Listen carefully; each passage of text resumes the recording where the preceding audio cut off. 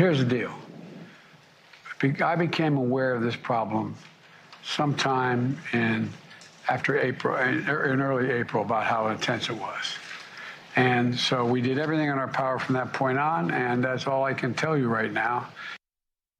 Kelly, what does that tell you about who's in charge of the White House, that the President of the United States wasn't made aware of the scope of this shortage, which is now a crisis? Does the President of the United States read the news? Does he watch the news? I would argue that this would be a great time for the President of the United States to be on Twitter.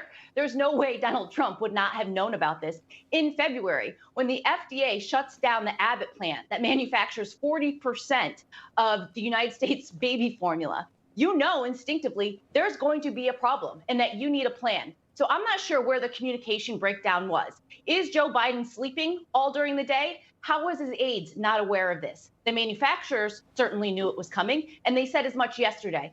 So there's a real problem with leadership in this administration. Amanda? If your FDA is shutting down the plant and your FDA director hasn't told you, you have a major breakdown in the system.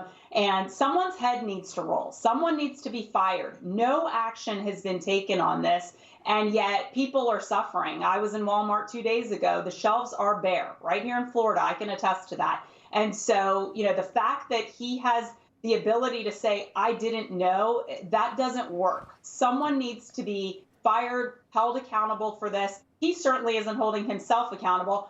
To Kelly's point, I guess he doesn't even watch his own press briefings, because I'm pretty sure this question has been asked over and over again for months. So he's just not paying attention. Ignorance doesn't work. Yeah, good point. Amir, if you're a mom or a dad out there, this is a crisis if you've got a newborn baby.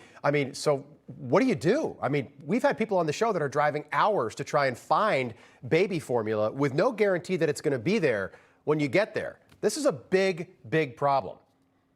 Yeah, it's a huge problem. I don't have the answer. I would say that you have to open up more international manufacturing, allow them to be able to bring this to the U.S. When you have one of the only plants in the U.S. shut down, it's pretty obvious to anybody, any reasonable-minded person, any able-minded person, what will happen. But again, Joe Biden has failed to see many things around the curve, not just this. When it came to the container ships and the supply shortage there, Right. He didn't see it. Right. He didn't see what happened in Afghanistan. He wasn't prepared for what happened in Ukraine. He didn't see that his spending policies were going to cause runaway inflation.